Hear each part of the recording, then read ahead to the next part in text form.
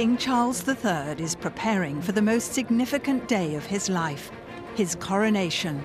My life will, of course, change as I take up my new responsibility. God save the King! He's facing big challenges. There are questions about the monarchy's wealth and privilege. There is so much wealth that they hold which is untouched and untaxed and is unaccounted for. The cost of the monarchy is tiny compared to what it produces for this country. Storm clouds are gathering in some Commonwealth countries over slavery. Justice will require a formal apology. And a new opinion poll suggests support for the monarchy is waning, especially among the young. This, I think, is a problem for Charles. How can he, as it were, recruit the young to support of the monarchy? The UK's very different today from when the King's mother was crowned 70 years ago. Can he and will he change the monarchy?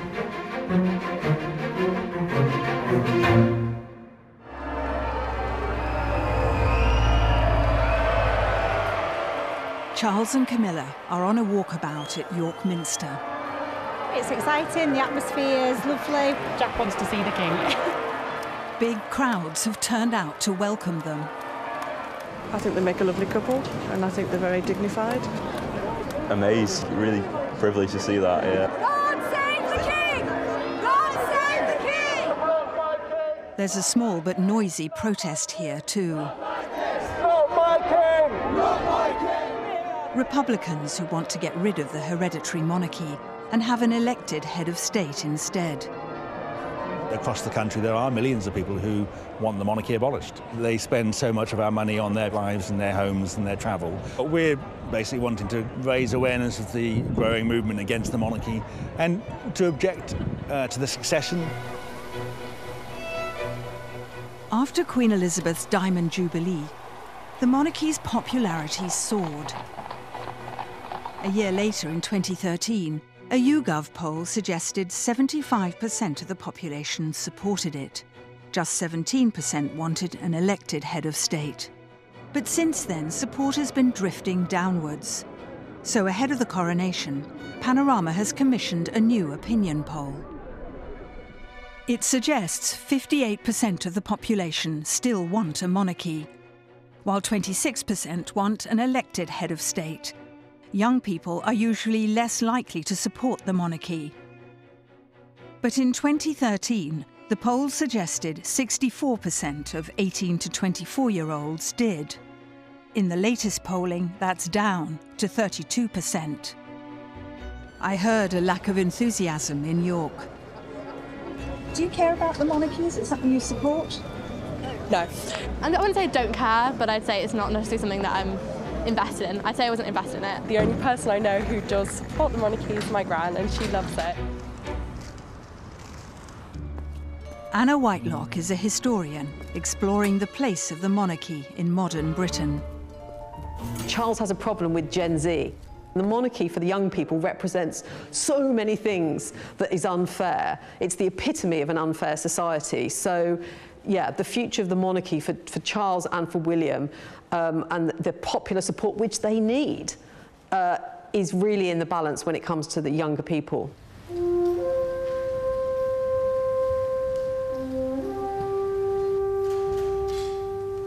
Her Majesty's government's priority is to grow and strengthen the economy and help ease the cost of living for families.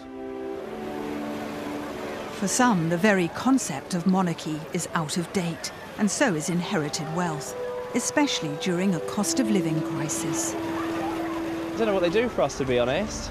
I'm not sure. They have a lot of money, we don't. Is what it is. You know, if you want to live in a democracy, kind of a true democracy, I think monarchy is kind of outdated. Just this copious amounts of land. The monarchy's wealth is based on land. More than 200,000 acres of it, some dating back to 1066. It's called the Crown Estate.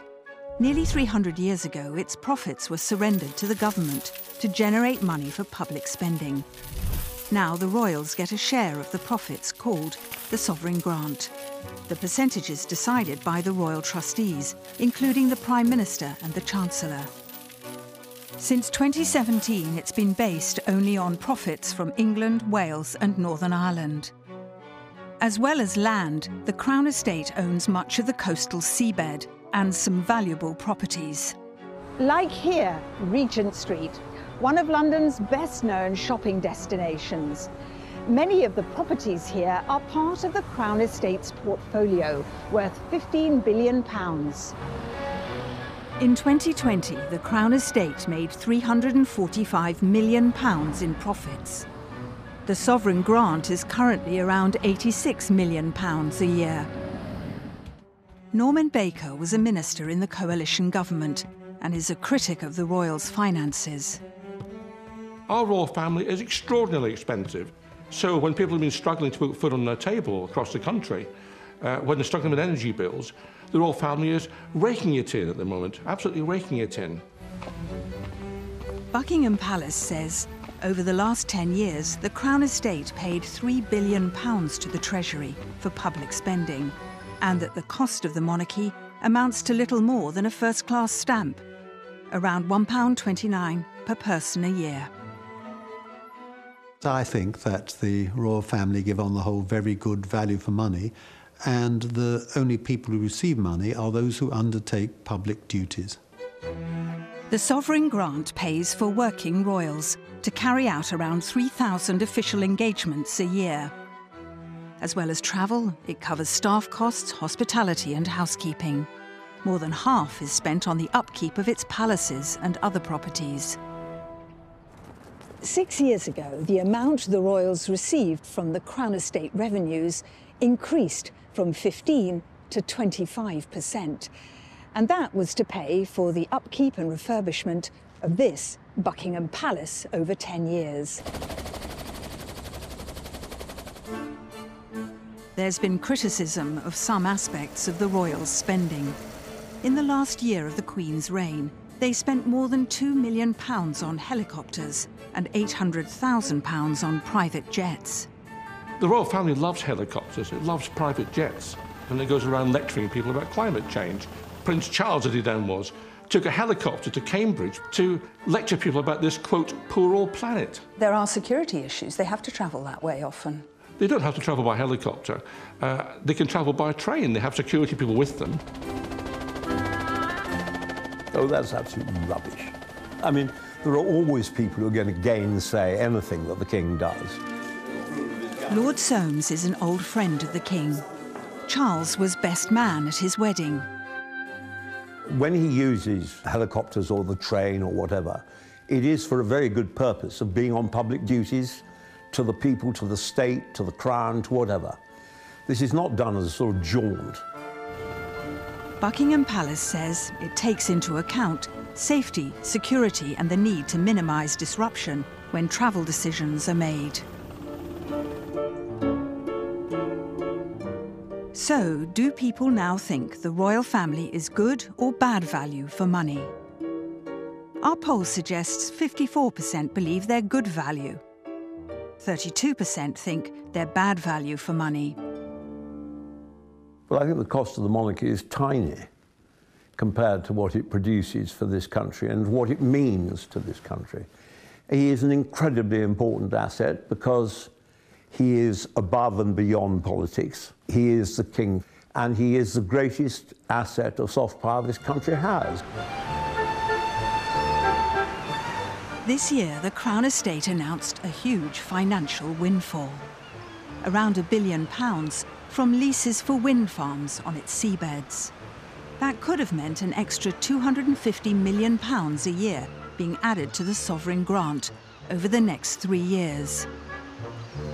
At the beginning of the year, King Charles announced he'd waive his percentage of The profits received from 6 wind farm licenses to the Treasury for the wider public good, he said.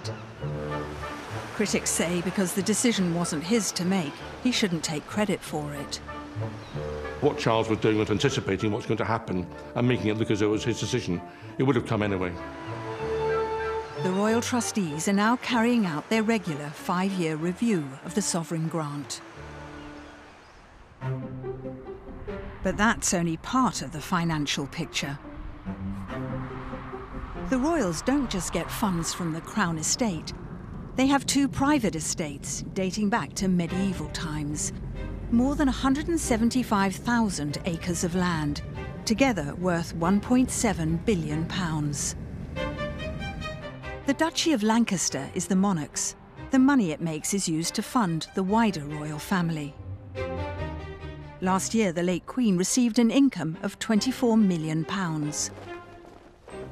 The other, the Duchy of Cornwall, funds the public, private and charitable activities of the Prince of Wales. Last year, it generated an income of £23 million. Some believe these estates should belong to the nation. The Duchy of Cornwall and Duchy of Lancaster, in my view, are public assets, and the money that they raise in terms of profit should go to the taxpayer to fund public services, but instead they're diverted into royal coffers, and that cannot be right. This is Dartmoor. A third of it belongs to the Duchy of Cornwall. There's huge inequality of land ownership in England and in Britain. The monarchy is part of that inequality. I'm here with Guy Shrubsole, who's been investigating Duchy land. He says it was hard to identify its full extent. This is a map I've made of land owned by the Crown and its different institutions. The stuff in red is owned by the Duchy of Cornwall. It's very hard to get hold of this information. Did you ask them for maps? I did, but they're not subject to freedom of information requests, so they're under no obligation to give anything to me like that. I had to put this together using all sorts of different information, and it was a very painstaking process.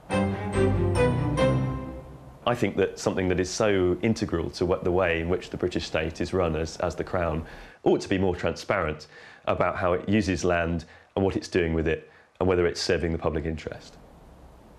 Buckingham Palace says approximately 99% of Duchy of Cornwall land is registered with the Land Registry. It says, as a private estate, the Duchy is exempt from freedom of information rules, but it endeavours to answer all reasonable requests. The monarchy has other exemptions too. It's about the royals not playing by the rules, having their own arrangements. There is so much wealth that they hold which is untouched and untaxed and is unaccounted for. The monarch and the heir are exempt from paying income tax, though for 30 years they've paid it voluntarily. And when Queen Elizabeth died, Charles didn't have to pay inheritance tax. For everybody else, it's 40% inheritance tax on anything over £325,000 that you inherit, not for the monarchy. We don't know how much the Queen was worth and how much she passed on to Charles because they are exempt from publishing their wills. The monarch has exemptions from inheritance tax. The government says it would be inappropriate to tax assets held by the sovereign, and that the monarchy needs a degree of financial independence.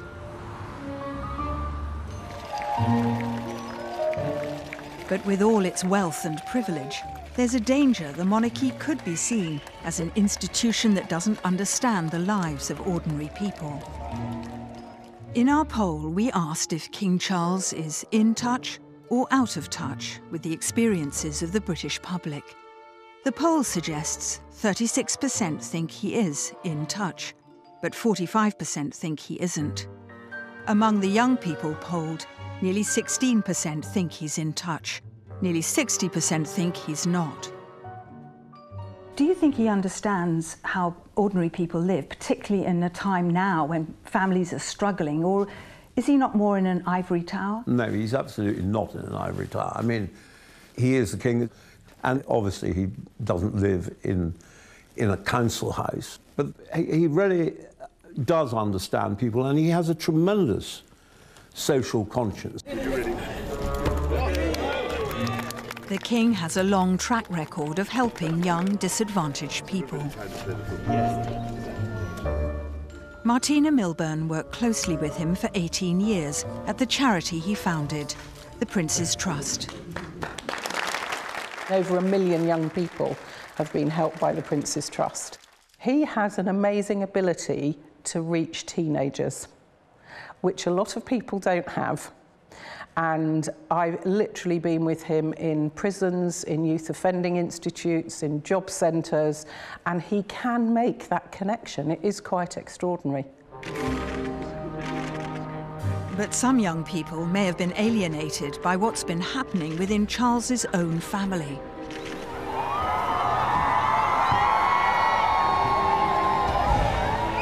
When Prince Harry married Meghan Markle 5 years ago, it seemed to herald a new era, a forward-looking royal family, more diverse and inclusive.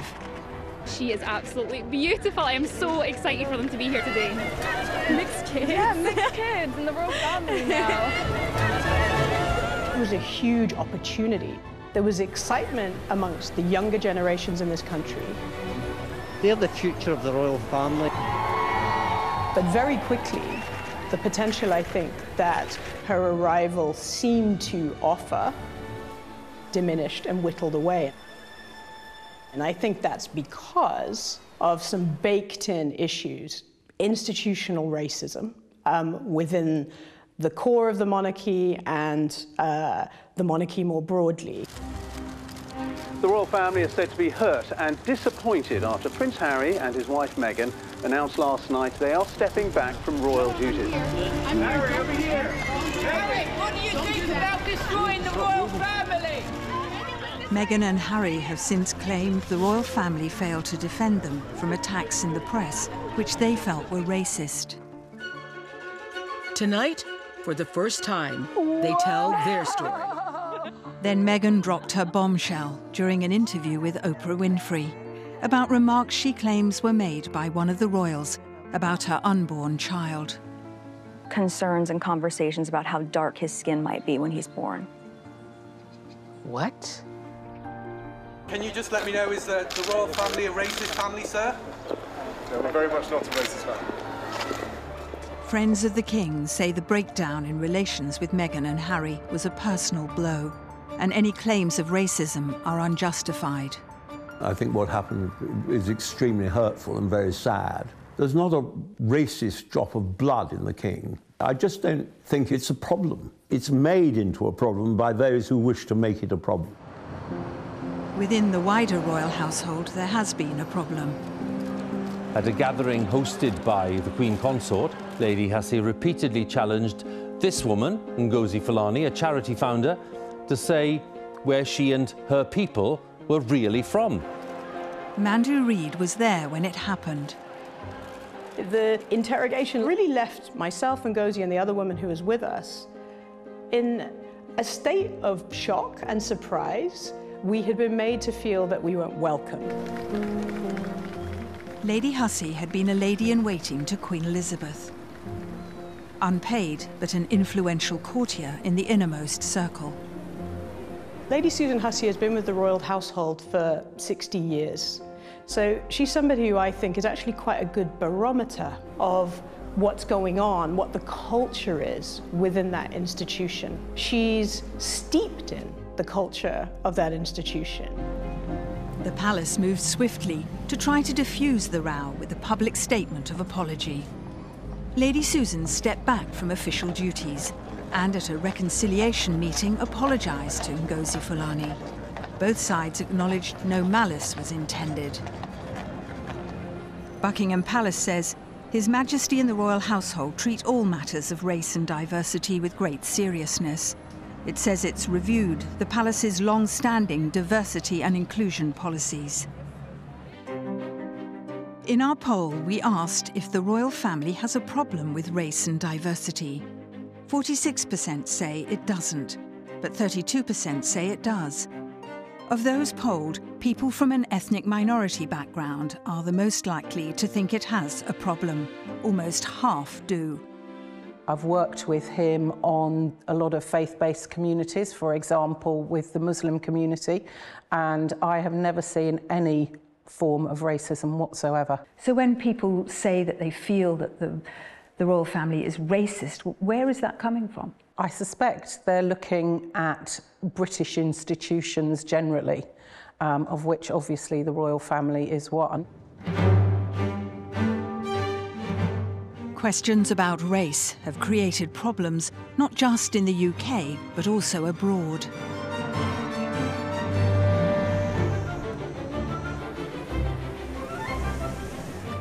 The Commonwealth was a source of enormous pride to the late Queen. It grew to 56 nations during her reign. Today, they form a strong international association of 2.5 billion people. Their representatives have come to Westminster Abbey to hear the new king. Ours is an association not just of shared values, but of common purpose and joint action. But outside, there are signs all is not well. In 15 of the Commonwealth countries, King Charles is head of state. Many are in the Caribbean, where there's anger over slavery and its legacy. The royal family has historic links to the slave trade, dating back to Queen Elizabeth I's reign, and later the creation of the Royal African Company under Charles II. In those early years, the Africans were branded DY, on the shoulder, hot iron, Duke of York. In Barbados, historian Sir Hilary Beckles chairs the Caribbean Commission, calling for Britain to acknowledge its historic responsibility for slavery. It was Charles I who deemed African people to be non-human. So between the first Charles and the second Charles, they were the ones who became enriched out of slavery and slave trading. So the question is, what can we expect from Charles III? I cannot describe the depths of my personal sorrow at the suffering of so many, as I continue to deepen my own understanding of slavery's enduring impact. For many, expressions of sorrow are not enough. Slavery was a crime against humanity. So statements of regret, in many ways, it presents an affront to the sensibility of people who are in search of justice. And not only is it inadequate, it is, in fact, offensive. This is the family name here. Yeah. One British family who profited from the slave trade has gone further. This is one of our estates. The family's estates was in here. John Dower is a member of the Trevelyan family. His ancestors owned plantations in Grenada and slaves. The compensation for slavery when it was abolished in 1833 went to the people who owned the slaves. My ancestors received payments of £29,000 for 1,004 slaves, which in today's money is worth about £3 million.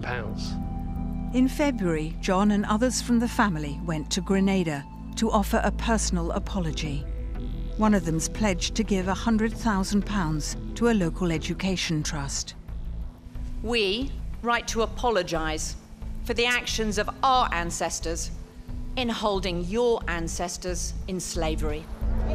John Dower believes the king should follow their family's lead. I think absolutely he should apologise, because I think an apology is really the first step for people who were enslaved and their descendants to feel as though they're being recognised. The relationship of the monarchy to the Caribbean is tense, but that tension can easily be alleviated by the king pursuing a reparatory justice path that begins with language of apology and then evolves into practical, everyday activity that will help to promote Caribbean economic development. It may not be Charles's decision to make. The problem is one for the government, not for the king. He will act on advice, and the government has to decide what to do. But in general, the royal family do not make apologies, and I don't think we can expect the royal family to make apologies unless directed to do so by the government of the day.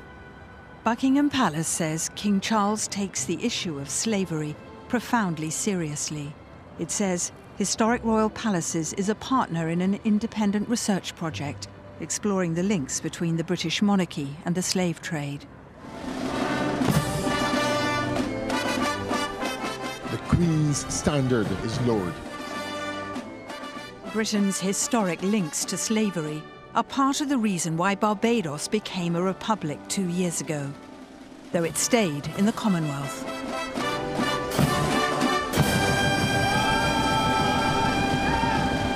Freedom, justice, and self-determination have been your guides. More Caribbean nations have said they may hold referendums about removing the monarch as head of state. So how would Charles handle the likely shrinking of his realm? Well, I think he said that if they want to become republics, then that is a matter for them. And what does that show about his attitude as a person? I think it shows that he's very pragmatic and sensible. But if they no longer wish to have the king as head of state, that's their call, it's their country. Times have changed since the last coronation, 70 years ago.